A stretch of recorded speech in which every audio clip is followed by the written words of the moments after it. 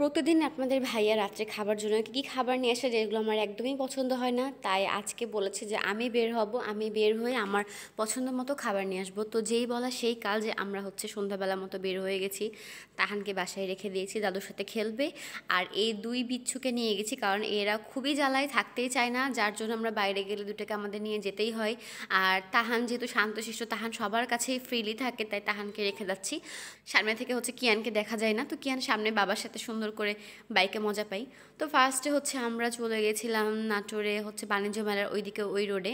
আমাদের নাটোর শহরটা কিন্তু অনেকটাই ছোট, মানে দুই একবার রাউন্ড দিলে একদম পুরোটাই শেষ হয়ে যায়। আর নাটোরে এই বাণিজ্য মেলার এখানে আসলে আমার কাছে মনে হয় যে আমি রাজশাহী চলে এসেছি, মানে প্রজাপতিগুলো দেখলে আমার সেই কথা মনে পড়ে যায়। তো এখানে আসলাম মেনলি আলুর পাঁপড় নেওয়ার জন্য। এখান থেকে আপনাদের ভাইয়া প্রায় নিয়ে যায়, আলুর পাঁপড়টা আমার আর ওর দুজনেরই পছন্দ, তাই এখানে আমরা আলুর পাঁপড় নিচ্ছিলাম। ওদের বাবা যেহেতু বাইক থেকে নামেনি, কোলে কি আনছিল, আমি নেমেছি, তাই ওখানে আমাকে ওই টাকা দিয়ে দিচ্ছে। আমি আলুর পাপ্পুটা নিয়ে সুন্দর মতো আবার বাইকে উঠে গেলাম। তারপরে আমরা কিছুক্ষণ একটু ঘোরাঘুরি করে এই মসজিদ মার্কেট, মানে এই হকার্স মার্কেটের এখানে চলে আসলাম ফুড ভ্যানে কিছু খাওয়া দাওয়া করতে। যেহেতু বাইরে বের হয়েছি, একটু না খাওয়া দাওয়া করলে আমার কাছে কেন জানি না মনে হয় না যে আমি বের হয়েছি, মানে বাইরে বের হলে আমার কিছু খাওয়াই লাগবে। এটা আমাদের একটা ছোট পরিচিত ছোট ভাইয়ের দোকান, রিফাতের ফুড ভ্যান। তো এখানকার খাবার অনেক মজা লাগে আমার, যারা নাটোরে আছেন তারা এখানে এসে খেতে পারেন।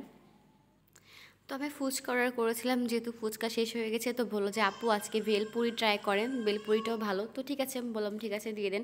তো এই যে বেলপুরি চলে এসছে। বেলপুরি খাওয়ার পর আমরা বাসার জন্য সবার জন্য মানে শিক বার্গার, যেটা ওটা বললাম প্যাকেট করে দেন। তো এখানে ক্লিপ নিতে ভুলে গেছিলাম, তো ওইটা নেওয়ার পর আমরা চলে এসেছি কনফেকশনারি দোকানে, যেটা আমার মেন আজকে টার্গেট, যে আমার যেটা যেটা পছন্দ সেটা সেটা নিব।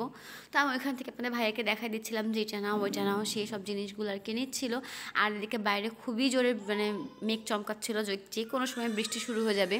আর এই দোকানটা আমাদের বাসার একদমই কাছে, তাই খুব তাড়াহুড়া করে আমরা সব কিছু নিয়ে নিলাম। আর এখানে পাস্তা চিপসটা নিয়ে নিয়েছি, কারণ নতুন দেখলাম যে মনে হলো ভালো লাগবে, এটা নিলাম। তারপরে এই যে অল টাইমের এই রোলটা, এটাও নিলাম। তারপরে যেহেতু আমাদের পরিচিত দোকান, তাই যে আমাকে চকলেটটা বৌমা হিসেবে গিফট করে দিল। আর এত জোরে মেঘ চমকাচ্ছিল, তাই আমরা দেরি না করে সোজা তাড়াতাড়ি বাসার জন্য বের হয়ে গেলাম, যে বাসায় চলে যাব।